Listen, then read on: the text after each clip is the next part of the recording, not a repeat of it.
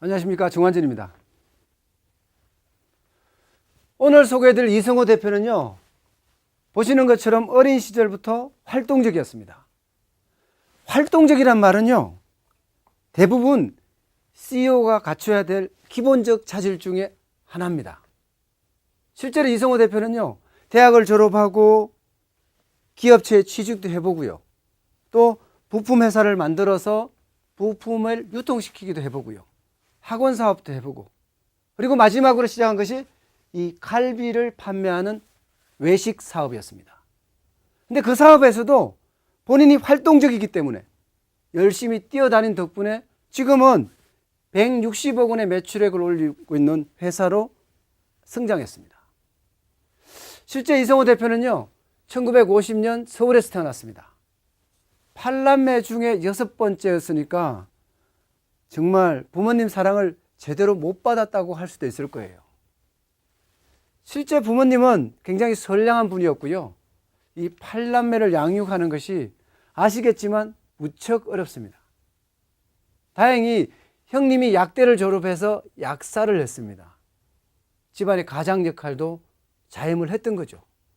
부모님도 이성호 대표에게 형처럼 약대에 가기를 권유를 합니다. 그런데 이성호 대표는 나는 형님과 다르다. 나는 뭔가 활동적이고 재밌는 걸 했으면 좋겠다. 그렇게 생각을 하고는 1968년에 한양대학교 전자공학과에 입학하게 됩니다.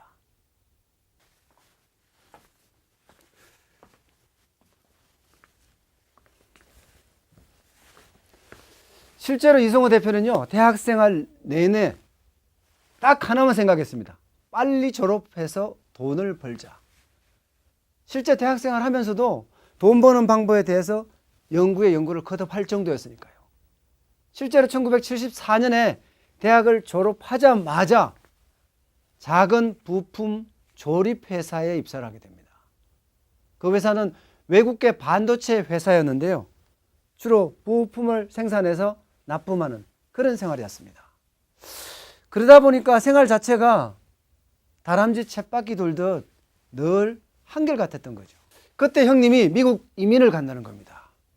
지금까지 형님은 약사를 하면서 장남 역할을 자임을 했었는데 이민을 간다고 하니까 갑자기 이제 이성호 대표가 가장 역할을 할 수밖에 없었습니다. 부모님과 두 동생을 부양했어야 하니까요. 그런데 이 월급장이 생활로는 도저히 생활비 부담을 할 수가 없었던 겁니다. 그때 이성호 대표는 정말 과감하게 의사결정을 합니다.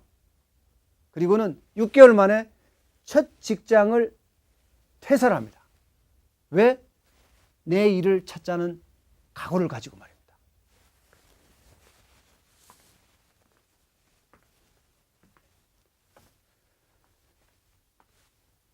그리고 청계천에다가 부품 가게를 개업을 하고요, 서울 수도권 영세 공장에서 만드는 부품을 가져다가 전국에 있는 공장에 판매를 하는 거죠. 그러려고 하면 새벽부터 일어나야 됩니다. 누구보다도 일찍. 그래야지 발품 영업이 가능하니까요. 그러면서 가는 데마다 한 번씩 인맥을 쌓기 시작합니다. 사람을 알아가는 거죠.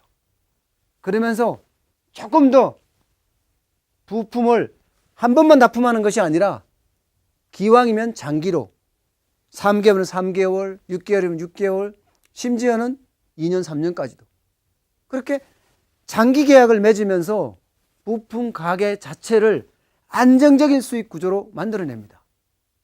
그렇게 5년 동안 열심히 뛰어다닙니다. 그것도 전국을 말입니다. 그랬더니 월급쟁이보다는 거의 5배 이상 수준의 버는 거예요. 자연스럽게 돈은 쌓이고요. 또 돈이 쌓이니까 생각이 조금 달라지는 거예요. 뭔가 이제 직접 해보자.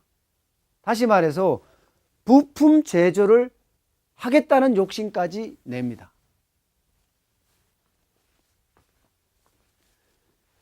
실제 이승호 대표는요, 1979년에 부품 공장을 인수를 합니다. 그래서 직접 생산해서 직접 판매하겠다는 거죠. 당연히 이윤은 더 늘어나죠. 그것도 하나를 할 때보다는 두 개를 할 때 더 많이 늘어나고요. 그 폭은 언제든지 점점 증가를 합니다. 공장도 확장을 하고, 그렇게 10년 동안을 부품을 제조해서 판매하는 회사를 하게 됩니다. 그러면서 한편으로는 재테크도 하는 거죠. 주변에 있는 땅을 좀 영입을 한다든가. 그리고 그 땅에다가 언젠가는 내 땅에 뭔가를 세우겠다는 생각을 가지고 말입니다.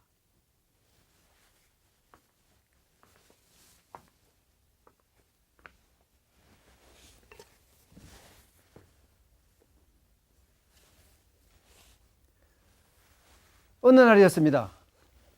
학원 사업을 하는 후배를 만날 수 있는 기회가 생겼던 거예요. 근데 그 학원 사업을 하는 후배는, 선배님, 조만간이면 학원의 규제가 풀립니다. 그래서 학원 사업을 하기에 아주 안성맞춤입니다. 가만히 생각을 해봅니다. 학원 사업. 그러면서 본인이 대학생 할 때 쪽집게 과외를 했던 것이 생각이 나는 거예요. 그 과외를 하면서 등록금을 충당을 했었거든요. 그러면서 학원 사업에 대한 매력도를 느끼게 됩니다. 왜냐하면 내 한 몸 뛰어다니면 뛰는 만큼 돈이 벌리니까요. 뭔가 정직하다는 거죠. 쉽게 말하면 학원 사업이 매력이 있다 생각한 거예요. 게다가 시장 전망도 밝아질 거라고 하니까요. 이승호 대표는요, 한번 마음 먹으면 그냥 그대로 밀어붙이는 불도저와 똑같습니다. 어린 시절부터 활동적이었고요. 그 활동적인 것은요, 추진력으로 나타나는 거니까요. 누구나 그렇습니다. 누구나. 활동적인 사람은 결기도 세지만 추진력도 강합니다. 곧바로 학원 자리를 찾아놨습니다. 그래서 찾은 곳이 서울 성북구에 있는 대일외고 자리입니다. 쉽게 말하면 대일외고에 있는 학생들을 가르쳐서 명문대를 넣겠다는 그런 전략적인 의사결정에서 이루어진 것입니다. 그리고는 곧바로 저축도 해약하고요. 그 다음에 부동산도 매각해서 5층짜리 건물을 인수를 합니다. 그리고 그 5층짜리 건물을 학원 전용으로 바꿉니다. 그때쯤 정부에서도 학원에 대한 규제가 완전히 풀려버립니다. 그리고 학원 등록을 하고요. 1989년에 형설학원을 설립을 합니다.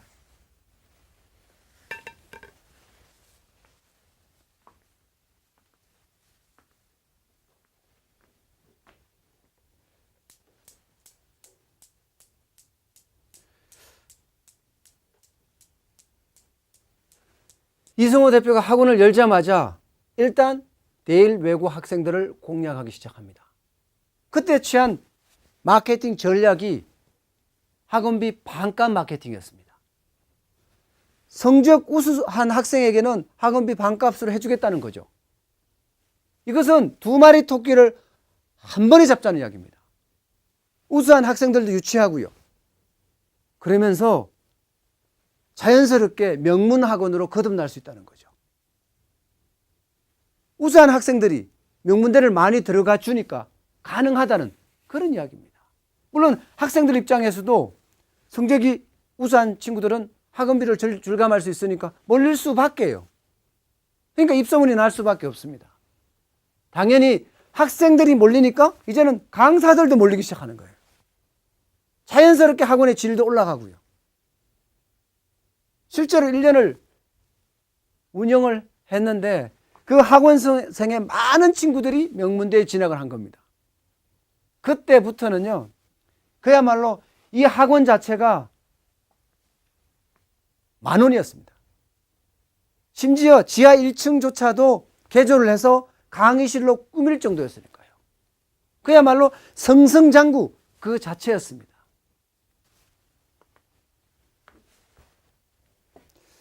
근데 그때쯤 대한민국에도 아주 크나큰 위기가 닥칩니다. 그야말로 대마불사라고 이야기할 정도로 대기업들이 줄줄이 넘어지고요. 대기업 넘어진 기업에서 나오는 직장인들이 거리에 쏟아져 나옵니다. 실업자로. 바로 IMF 묘한 얘기가 대한민국을 강타한 것입니다. 학원 시장요? 그대로 직격탄을 맞습니다. 학원은 줄줄이 폐업을 하고요. 형설 학원조차도 강의실이 비어있을 정도니까요. 순식간에 그야말로 만원인 학원이 적자 누적인 학원으로 변한 거예요. 참 속 터지는 거죠. 본인이 새로운 도전을 하겠다고 결심을 한 그 직후였으니까 그나마 다행이었습니다. 왜냐하면 새로운 도전을 할 수 있으니까요.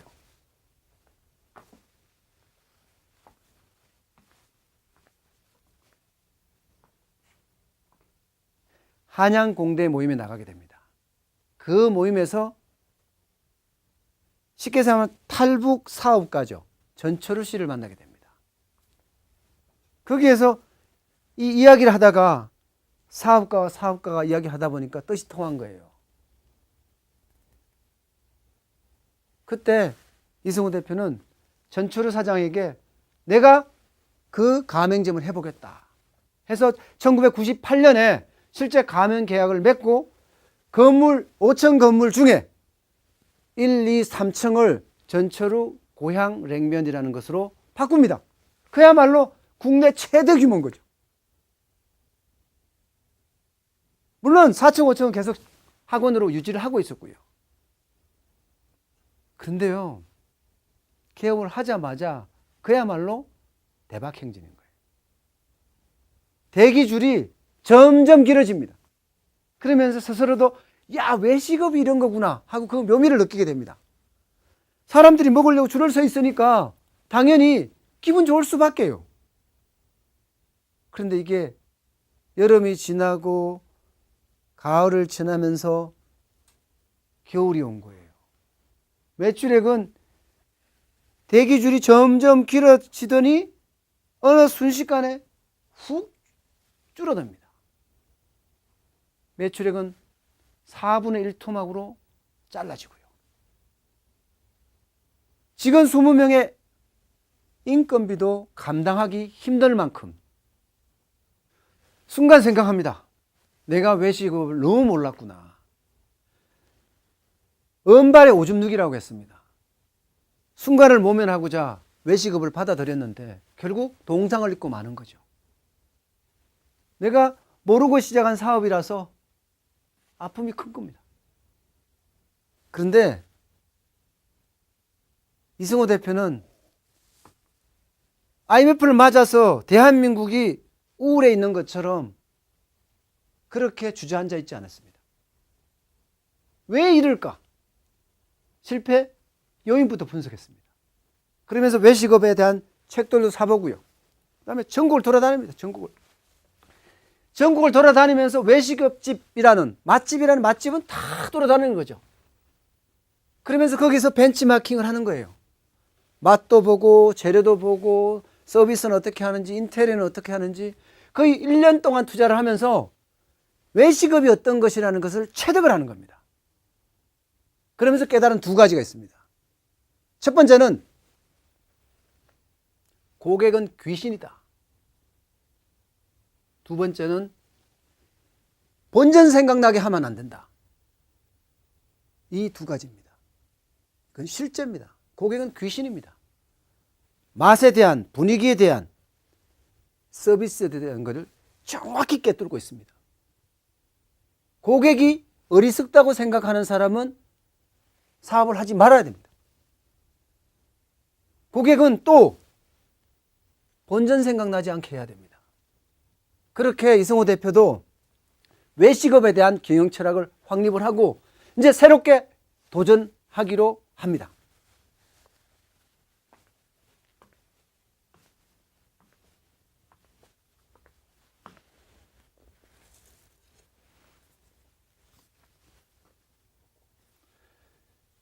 일단 상호부터 바꿉니다. 전철우 고향냉면에서 이상 고향냉면으로 바꿉니다. 그게 1999년의 일입니다. 그리고 모든 걸 저렴하게 그리고 푸짐하게라는 두 단어로 재무장합니다. 그때 시작한 것이 갈비탕이었습니다. 한 그릇에 갈비 8대를 한꺼번에 넣어주는 거예요. 그야말로 푸짐한 양이죠. 그러면서요, 그 갈비탕 한 그릇에 1,000원을 받는 거예요. 1,000원 마케팅을 시작한 겁니다. 정말 직원들도 미쳤다 생각하죠. 어떻게 저럴 수 있을까 하고 아연실색합니다. 그런데 손님은 난리가 난 거예요. 1,000원 갈비탕 마케팅에 다시 손님들이 줄을 서기 시작합니다. 그리고 맛보고 놀라고 질 보고 놀라고요. 그러니까 당연히 입소문을 낼 수밖에요. 이벤트가 종료가 돼도 손님들의 대기줄은 줄어들지 않습니다. 계속해서 늘어납니다. 그렇다고 이승호 대표가 음식 연구에 대해서 포기하지 않았습니다. 계속 지속적으로 연구합니다. 왜? 외식은 변화무쌍하니까. 그 변화무쌍함에 내가 언제든지 대응해야 되니까 연구를 지속하는 거죠. 그러면서 또 다른 차별점 2가지를 찾아냅니다. 인기 음식점에는 2가지 부류가 있는데, 하나는 오래된 맛집이다. 다른 하나는 고급스럽고 근사한 맛집이다. 그래? 나는 오래된 맛집은 만들 수 없다. 아직 경력이 미천하니까. 그러나 고급스럽고 근사한 맛집은 만들 수 있다. 라고 생각을 하게 됩니다. 그리고 곧바로 2002년에 이상 고향냉면을 갈비명가 이상이라는 이름으로 바꾸고 고급스럽고 근사한 대형 갈비집으로 전환을 합니다. 또 한 번 고객들이 문전성시를 이룹니다. 정말 이런 일이 또 있을까 싶을 정도로 사람들이 많이 몰립니다. 이렇게 사람들이 몰리면요, 항상 막아 끼게 마련입니다. 2003년에 강우병 파동이 대한민국을 또 한 번 강타한 거예요. 그러자마자 손님들은 순식간에 뚝 떨어지고요, 직원 월급도 주지 못하는 상황까지 이럽니다.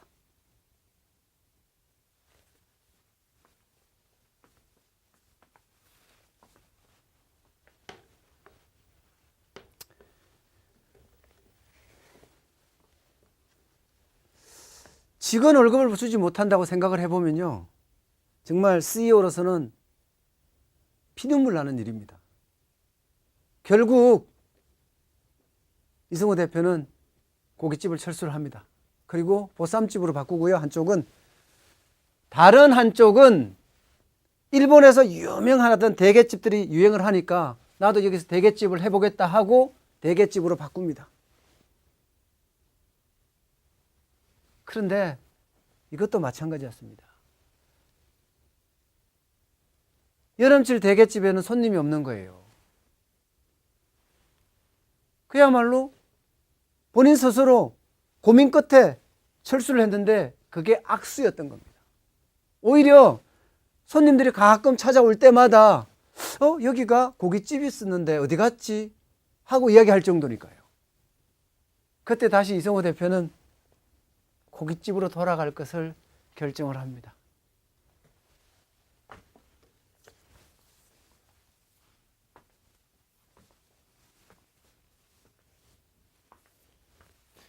이승호 대표는요, 그렇게 다시 한번 갈비명가 이상을 재개업합니다. 물론 보쌈집은 철수를 하고요. 그런데 그때 욕심은 한풀 접어놓습니다. 이제는 일단 유지만 하자. 그러면서 뭔가 좀 더 큰 꿈을 꾸어보자 하고 기다립니다. 그때쯤 2006년에 북악정을 방문을 하게 됩니다. 아시겠지만 북악정은 거의 30년 전통의 전통 숯불갈비를 잘하는 전문점입니다. 그런데 그것이 경영난에 허덕인다는 거예요. 이거 봐라. 내가 북악정을 인수하면 인기 음식점 중에 2가지 오래된 맛집을 내가 가질 수 있겠구나. 이미 근사하고 고급스러운 맛집을 운영해 봤으니 오래된 맛집도 경영을 해보자. 그리고 인수전에 뛰어듭니다. 물론 그 인수 자체는 쉽지 않았습니다. 아주 힘겹게 직원을 승계한다는 조건으로 인수를 합니다.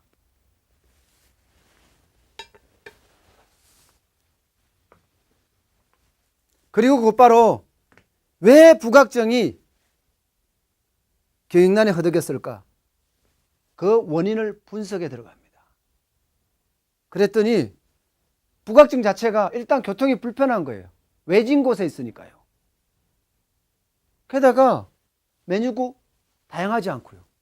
좀 점심에 먹을 수 있는 값싼 메뉴들이 많았으면 좋겠는데 그게 없는 거예요. 마케팅은 전혀 안 하고 있고, 음식값은 또 비싸기를 천정부지예요. 불가능하다는 거 아니에요.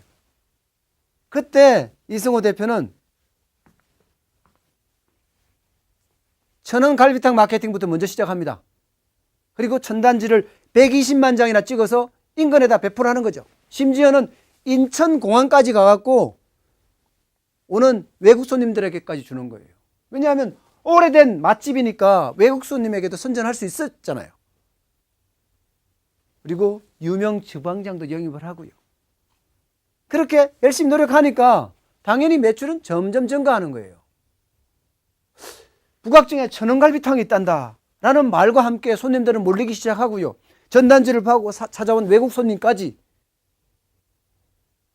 어느 순간 과거 북악정이 갖고 있었던 명성을 그대로 되찾아냅니다. 매출은 8배까지 성장을 하고요. 그러면서 이제 조금씩 사업 확장을 합니다. 갈비면과 이상의 직영점도 추가로 개업해서 한 3개 정도 갖고 있고요. 그러면서 2011년에는 정식적으로 법인을 설립합니다. 주식회사 꿈꾸는 이상이라는 이름으로. 그러면서 본격 사업화 선언을 하는 거죠. 그런가 동시에 이승호 대표는 조직까지 개편을 합니다. 외식사업부, 주식경영사업부, 컨설팅부, 부동산부, 경영지원팀까지. 그러면서 독서토론회도 만들고 서비스 교육을 하고 그 다음에 직원들에게 카드를 주서 음식 맛을 벤치마킹까지 할 수 있도록 열어놓습니다. 그야말로 열린 경영이 가능하게 하는 거죠. 그러면서 북악정에도 신관을 설립해서 사세까지 확장을 합니다. 최근에는 정말 대형 정육식당 소 한 마리를 개업을 했습니다. 매장은 점점 확대되고 있고요. 올해 매출은 크게 성장할 것으로 기대하고 있습니다. 작년에 160억 원을 했으니까 올해는 더 많이 성장하겠죠.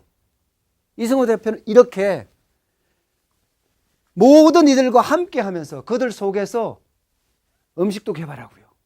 그러면서 그 음식을 정말 저렴하게 그리고 푸짐하게 베풀면서 매출액을 점점 증가시키고 있습니다.